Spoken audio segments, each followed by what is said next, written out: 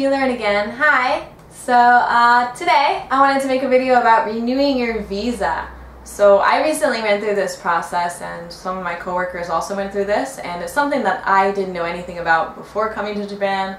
I mean, this is my second time doing it now, but it's something that maybe might have made me feel a little bit more at ease if I had known about before.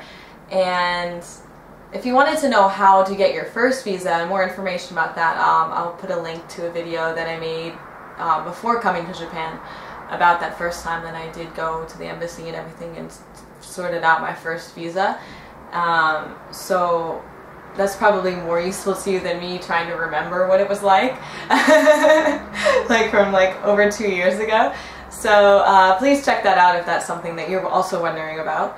But as far as renewing your visa goes, just some information first before we go into this.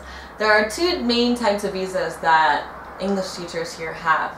So if you are an ALT, or probably someone who's working in public school, so if you maybe were a direct hire for a public school as an English teacher for that town or that school, you would have what's called an instructor visa. If you are working in an eikaiwa, or an international kindergarten or an international school maybe even, you would be a specialist in the humanities / international services.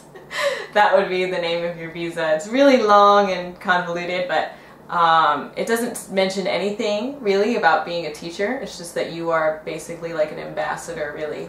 You're teaching, I guess, people about humanities and stuff. It doesn't mention anything about English. I don't know why it's called that, or teaching or anything, but yeah, so if you're working in an eikaiwa or in a national kindergarten, that's what you would have. So when I first came over here, I had an instructor visa, and now I have a specialist in the humanities visa. If you have a spousal visa or a permanent residency visa, you can work at any type of job with those. It doesn't matter what type of visa you have. You don't have to change your visa if you wanted to work as an ALT, if you're currently working at an eikaiwa. If you have a spousal visa or a permanent residency visa, you don't need to worry about that. You are able to change your visa type, your visa status, but that's something that's mostly kind of like what your new company would do. So for example, when I started working for my current company, they notified immigration about the fact that I'm now working for them, and even though I have I have an instructor visa, and this job requires a specialist in the humanities visa, that the next time I would renew my visa, it would be the new type of visa. So in case you didn't know, last year, starting from last August, I think it was August 7th or something, I don't know, there was things everywhere talking about it. But basically this changed over to a entirely new residency system for foreigners. So if you are looking up information about visas and all this stuff, please make sure that it is within the last year, so it's up-to-date information. With the old system, you can only get 1 or 3 year visas, but now you can get 6 months, or sorry, 3 months, 1 year, or 3 years, or 5 years.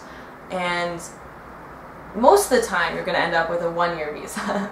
But if you have a steady job, if you have you've had the same company for a few years and you can prove that you have, if you have lived in Japan for a while and paid your city taxes and all your other taxes and everything checks out about that, you're not a criminal, you were never late with your visa, you can get a 3 or 5 year visa. Or sometimes you're just really lucky and they just decide to give you a 3 or a 5 year visa. I haven't been so lucky. I've only gotten 1 year visas for the past 2 times, but I do know that it is possible for people who've only been here for a couple years to get one. But usually it's something once you've been here for a much longer period of time.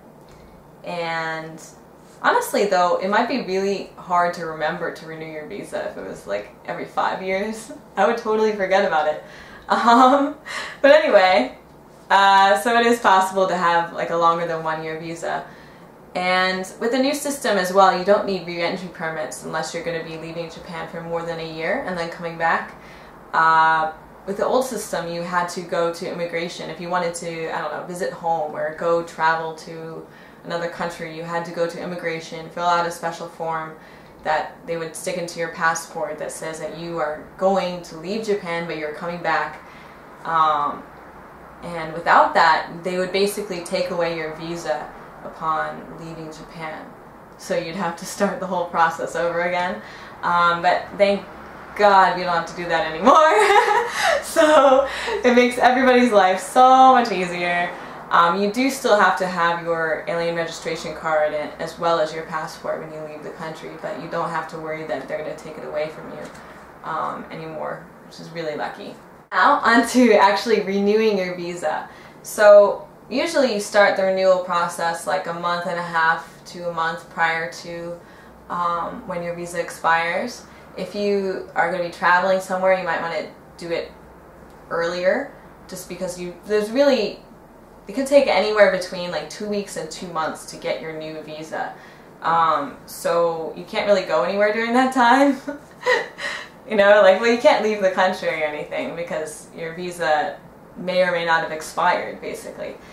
But once you've sent in the application for a visa renewal or a change of status or whatever, you basically have like a 2-month extension on your visa. So if you if you already sent it in and you are still waiting for your new visa, and your visa has expired already during that time while you're waiting, you don't have to worry about it because you're safe. That's basically what I'm trying to say. You don't really have to worry about it so much. As long as you have gone to immigration prior to your visa expiring and started the application process, you're okay. So when you go to your local immigration bureau to renew your visa or change your residence status / renew your visa, as it was with me, the second time around anyway, you need to bring your passport. Number one most important thing, your passport. You also need your alien registration card if it's still on the old system, or your resident card if it's with the new system. You need to bring the application form. You can get it from the website, or sometimes like your employer will mail it to you, because there's another part of the form that your employer has to fill out. So definitely make sure you get all this stuff done early so you can make sure that your employer does that part, because they do need to fill out that part of it. And if you have been in Japan for more than 1 year, you should have paid city tax. Wherever you were living when you hit the 1-year mark from living in Japan, that year's June, you'll have to pay city tax, which is exorbitant. But it's something that everybody who lives in Japan has to pay, like Japanese people, foreigners, everybody. How much it is depends on how many dependents you have, how much money you make, and blah, blah, blah, blah, blah, what city you live in. So it's totally different for everybody, but when you renew your visa and you've been in Japan for more than a year, it's a really good idea to go to your local city hall, pay 200 yen or whatever to get the form that says that you have indeed paid your city tax. That everything's okay, everything checks out on that end, because they can't renew your visa if they find out that you have not paid your city tax. So bring that with you. Bring some passport photos. So there's usually, not at every konbini, but a lot of konbinis have, like, right outside the front of them, like a little booth that you can go into to have your passport photos taken. And that's what I did the last 2 times, so it's really easy. It's like usually like 700 yen to get some passport photos taken, but it's way easier than, like, going into CVS or whatever, asking them to take passport photos, pulling down the screen and waiting in like an hour or so for them to develop the pictures. It's so much easier just to go into like the little booth thing and have passport photos already printed for you and everything. Way easier. So bring those with you, and bring anything else that you think might be useful. I normally bring like a copy of my employment contract. They don't take it, but they like to look at it. Or they didn't take it the last 2 times. I guess if they were like curious about whether or not you really have a job, they would take it. But just bring that with you just in case, or anything else that you might think that they would need from you. If they do need anything else from you for whatever reason, they will tell you and send you home to get it, and then you would have to come back at a later date. Or just before you leave immigration, when they're all done with all of the stuff, they've looked at all your stuff, they give you back your passport, your alien registration card, and anything that they don't need from you, and they'll keep whatever they need from you. And they'll give you like a blank postcard that you write your address on, and you give it back to them. And basically, when your visa is ready, they'll mail you your that postcard that you wrote your address on, and then you have to take that with you to immigration again. So one thing to know about immigration is there's a really good chance that no one there will speak English, but all the signage is in English and they will help you along if you don't understand what they're saying. If you are really concerned about it, about the language barrier, you can bring somebody who speaks Japanese more than you do, or a Japanese person, or anything like that. That would be totally okay. But it's really not that bad, because like all the signage is in English. It's just that the people there don't speak it. The second time you go back to immigration, you bring the postcard that you got, so anywhere between 2 weeks and 2 months after you go to immigration the first time, you'll get the postcard. You bring that postcard with you.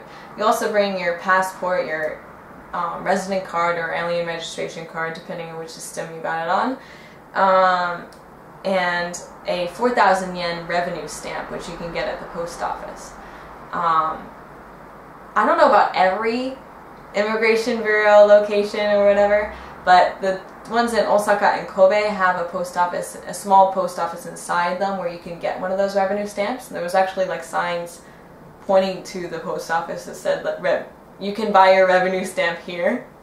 So you might not have to worry so much about getting that before you go there, but if you are worried about it or you don't know for sure that they have one of those places, you can get one at any post office. You go there, you take a number, and you wait for them to call your number, you give them all your stuff, then you wait some more, and then eventually they'll call your number again, and they'll give you back your passport, your new resident card, and they will give you back anything else that they didn't need to keep from you, and then send you on your way. But basically, one thing to know about the new system is that with the old system, you used to get like a sticker that they would put inside your passport. That was your visa, that sticker, and it said like what type of visa it was, when you got it, when it would expire, and that was in your passport. But now your resident card is essentially your visa. They won't put any sticker or anything inside your passport. So it's now really, really important to keep an eye on your resident card. But anyway, so I thought that that might be useful to some people. I'm sorry, I'm not really that articulate today, I guess. Maybe I need more coffee. But yeah, thank you guys so much for watching, and I'll see you next time. Goodbye!